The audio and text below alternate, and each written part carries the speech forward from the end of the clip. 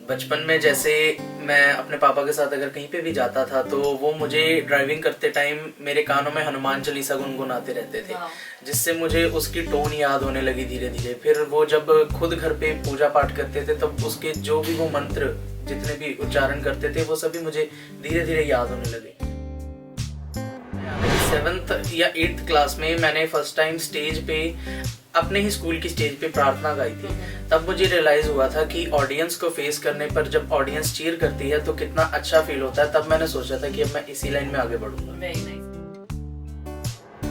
पापा being a teacher बिल्कुल इस चीज के सपोर्ट में नहीं थे कि मैं एग्जाम्स को छोड़ के वॉइस ऑफ पंजाब के अंदर जाऊं। उनका सिर्फ यही कहना था कि नहीं, तूने पहले एग्जाम्स देने हैं। मेरे मम्मा ने स्पेशली, मैं उनका थैंक्स करना चाहूँगा इस बात के लिए, मेरे मम्मा ने मेरे पापा को कन्विंस किया कि एग्जाम्स हम बाद में भी कर सकते हैं, ये वाला मौका शायद दोबारा ना आए। और अगर ऐसा ना हुआ होता तो शायद मैं आज जहाँ पे हूँ वहाँ नहीं होता। सब तो महंगी हुंदी है मासूमियत, सोने तायों जो लोग बथेरे हुंदे ने, जिन्हां नूं तकीए ते तकदे रह जाइए, दुनिया ते कुछ खास ही चेहरे हुंदे ने।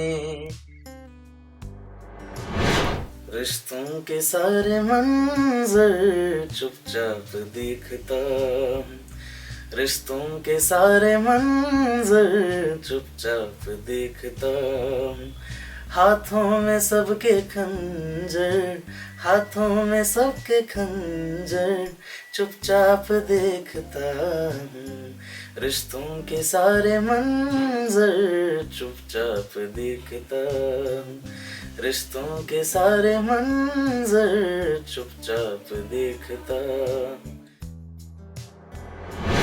मुस्कुराने की वजह तुम हो,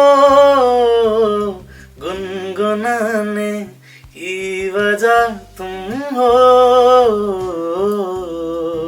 जिया जाए ना जाए ना जाए ना और पिया रे, जिया जाए ना जाए ना जाए ना और पिया रे, पिया रे।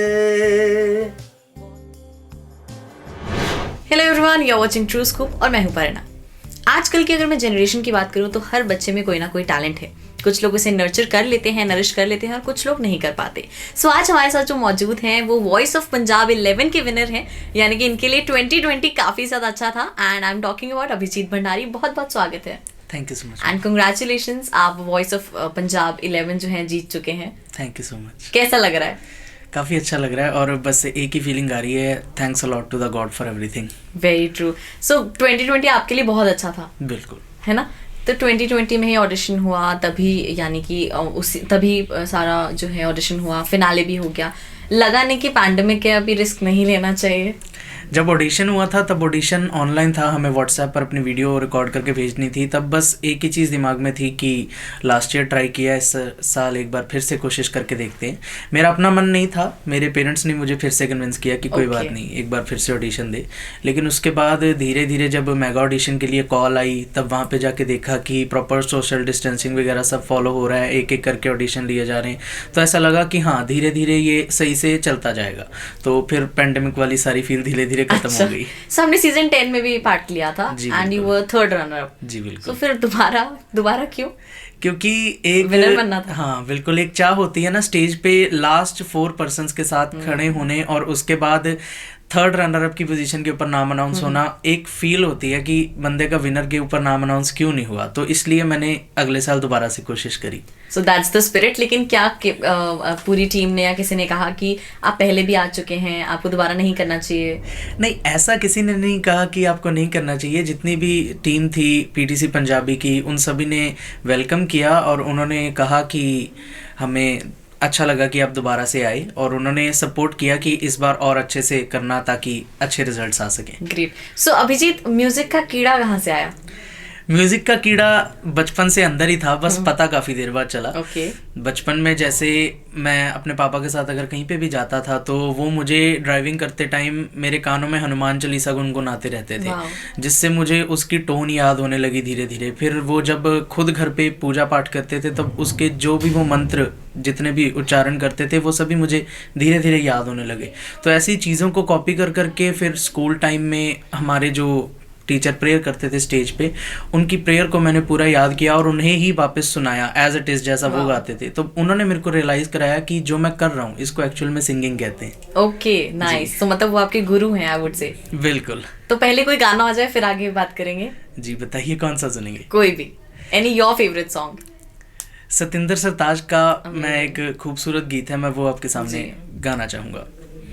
सब तो महंगी हुंदी है मासूमियत, सोने तां उंज लोग बथेरे हुंदे ने, जिन्हां नूं तकीए ते तकदे रह जाइए,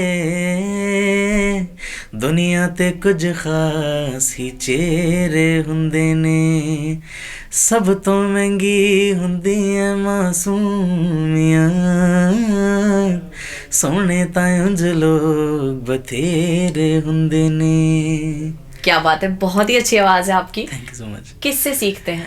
मैं अभी तक किसी से सिंगिंग की फॉर्मल ट्रेनिंग नहीं ले रहा हूँ। मैं जो भी गा रहा हूँ खुद ही उसको सुनता हूँ, खुद ही एनालाइज करता हूँ और उसके बाद खुद ही खुद को करेक्ट करता हूँ। वाओ, ये भी कुछ लोग कर सकते हैं मुझे लगता है। तभी मैंने कहा था जनरेशन में बहुत टैलेंट है, कमी नहीं है। सो खुद ही एनालाइज करते हैं। खुद कब रियलाइज होना शुरू हुआ, कौन सी एज में, कि I want to become a singer?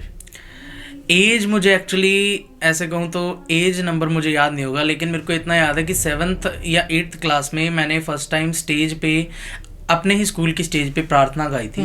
तब मुझे रियलाइज़ हुआ था कि ऑडियंस को फेस करने पर जब ऑडियंस चीयर करती है तो कितना अच्छा फील होता है। तब मैंने सोचा था कि अब मैं इसी लाइन में आगे बढ़ूंगा। Very nice. सो क्या इतने टाइम में वॉइस ऑफ पंजाब 11 में कभी डाउनफॉल देखा कि आज एक परफॉर्मेंस मेरी अच्छी नहीं गई?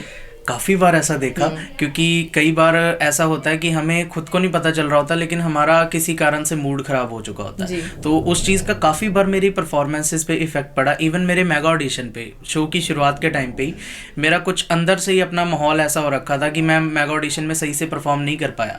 पर फिर भी पता नहीं, भगवान शायद चाहता ही यही था, फिर भी जजेस ने मेरे को यही कहा कि कोई बात नहीं, हम तुम्हें मौका दे रहे हैं, तुम आगे इम्प्रूव कर सकते हो। इसलिए मैं आगे गया और आगे इन द शो भी मुझे काफ़ी सारी ऐसी स्टेजेस देखने को मिली जिसमें मेरे पेरेंट्स का सबसे ज़्यादा सपोर्ट रहा है।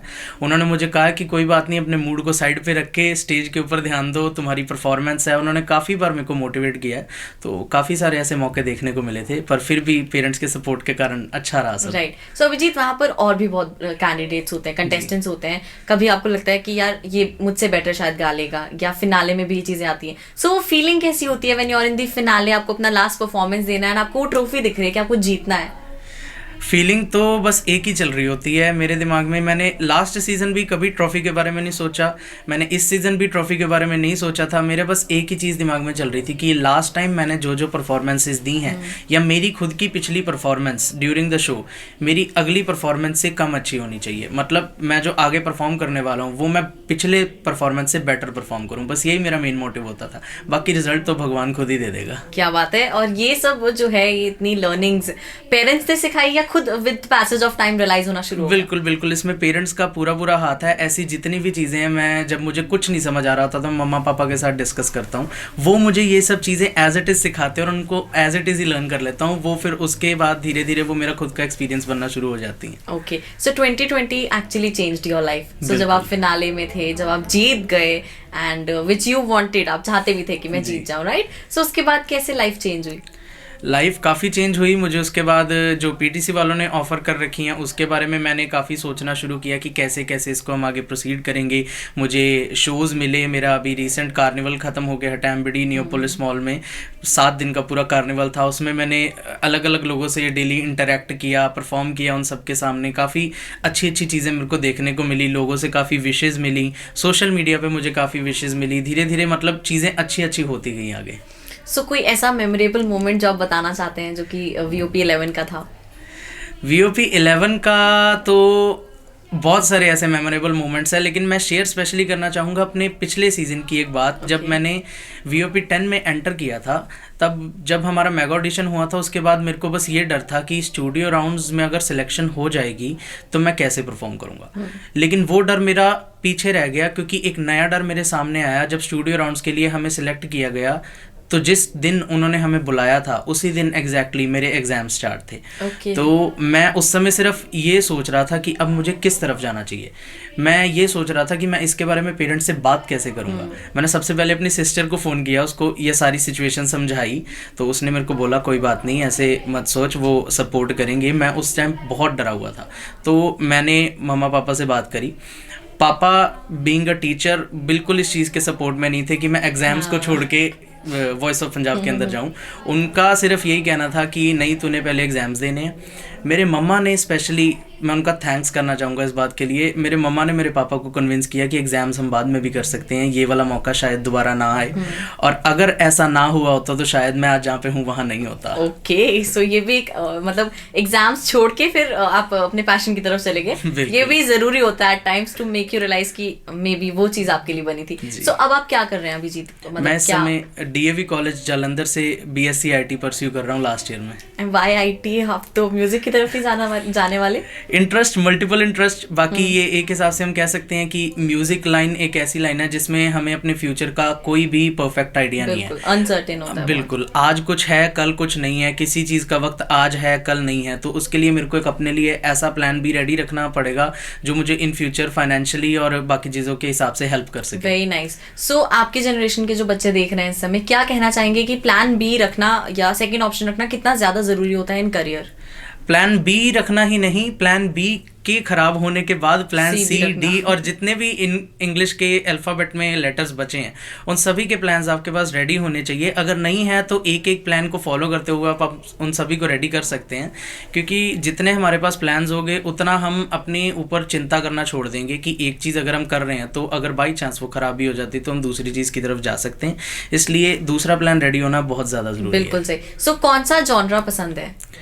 जॉनरे मेरा बेसिकली है soft romantic, sad soft romantic, पर वॉइस ऑफ पंजाब में मैंने हर तरह के गाने गा लिए। ओके, इसलिए कोई स्पेशल जॉनरे रहा नहीं, जो भी गाना मिलेगा मैं गा लूंगा। ओके, और इंस्ट्रूमेंट भी बजाते हैं कोई? नहीं, इंस्ट्रूमेंट नहीं, मेरा भी सिर्फ वोकल्स का ही है। मैं इंस्ट्रूमेंट धीरे धीरे चाहता हूँ कि मैं सीखूं। राइट। सो एक और गाना फिर? ठीक है, तो अरिजीत सिंह की एक बहुत खूबसूरत गजल है, मैं वो आपके सामने पेश करना चाहूंगा, क्योंकि उसकी कुछ लाइन्स मेरी अपनी लाइफ के ऊपर रिलेटेड है, मुझे ऐसा लगता है।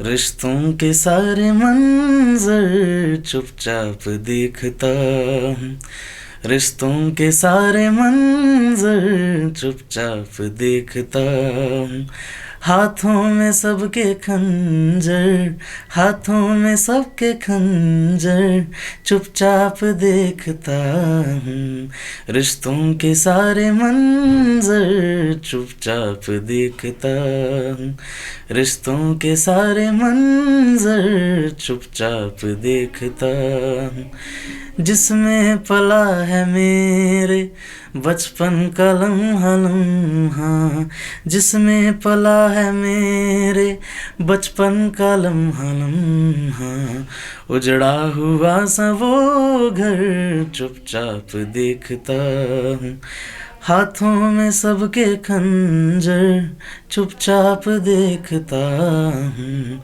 रिश्तों के सारे मंजर चुपचाप देखता हूँ। क्या बात है, मतलब मुझे सही में लगा कि अरिजीत सिंह ही साथ में बैठे हैं, तो मतलब आप बहुत जल्दी सॉन्ग के साथ ढल जाते हैं, and which is very important I guess.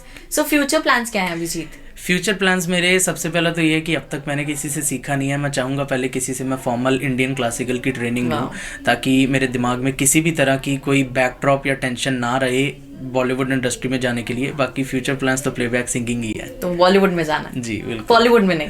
Bollywood में अगर मौका मिले तो बॉलीवुड में। क्या बात है, मतलब क्लियर है विजन। जी बिल्कुल। सो अभिजीत लिखते भी हैं गाने?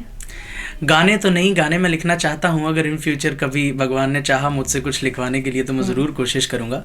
मैं कभी कभी पोइट्री वगैरह, जब कभी दिमाग किसी और जोन में होता है तो मैं पोइट्री वगैरह करना पसंद करता हूँ। वाह, तो कुछ है जो आप सुनाओगे? जी हाँ, मैंने एक रोमांटिक शेर टाइप का लिखा है। ओके। पंजाबी में है, पंजाबी। जी जी। ਉਂਝ ਪਿਆਰ ਤੇ ਮੈਂ ਸਾਰੀ ਦੁਨੀਆ ਨਾਲ ਵੰਡਦਾ ਹਾਂ, ਪਰ ਤੇਰੇ ਨਾਲ ਮੈਂ ਮੁਹੱਬਤੇ ਦਿਲ ਸਾਂਝਾ ਕੀਤਾ ਹੈ। ਖੁਸ਼ ਨਸੀਬ ਜਾਨ ਆਪਣੇ ਆਪ ਨੂੰ ਹੀਰੇ ਮੇਰੀਏ, तेरे ख्यालों ने इस रियाजी नू रांझा कीता है। क्या बात है, क्या बात है। Thank you so much. मैं अपना पेन नेम वैसे अभिजीत भंडारी ना रखते हुए अभिजीत रियाजी रखता हूँ और मैंने अपनी एक टैगलाइन डिसाइड करी हुई है, रियाज ही ज़िंदगी है, which suits perfect for my lifestyle. क्योंकि किसी भी चीज़ में अगर हम सोचें तो प्रैक्टिस ही करते हैं हम उस चीज़ की, तो इसलिए मैंने अपनी टैगलाइन रखी हुई है, रियाज ही ज़िंदगी है। वेरी नाइस, बहुत बढ़िया लगा आपसे बात करके and we wish you very luck for this same. And जाते जाते 2020 को सम अप करना हो तो क्या गाना गाओगे, क्योंकि हम 2021 में आ चुके हैं। 2020 को सम अप करने के लिए मुस्कुराने की वजह तुम हो, गुनगुनाने की वजह तुम हो, जिया जाए ना जाए ना जाए ना और पिया रे, जिया जाए ना जाए ना जाए ना और पिया रे, पिया रे। बहुत बढ़िया। मुस्कुराने की वजह से आपने गाना गाया, मुझे लगता है वो 2020 आपके लिए बेस्ट सम अप करता है, राइट? जी बिल्कुल right. So thank you so much for joining us Abhijeet. Thank you so much ma'am. So ये थे हमारे साथ Abhijeet Bhandari who won Voice of Punjab 11 और वो 10 में भी हिस्सा ले चुके हैं। सो अगर आपका भी ऐसा कोई पैशन है और आप उसे फॉलो करना चाहते हैं सो ज़रूर कीजिएगा। और अगर आप भी कभी ऐसी सिचुएशन में आए हैं जहाँ पे आपको अपने पैशन और अपने प्रोफेशन को चुनना है तो आपने उस सिचुएशन में क्या किया है हमें कमेंट करके ज़रूर बताइएगा।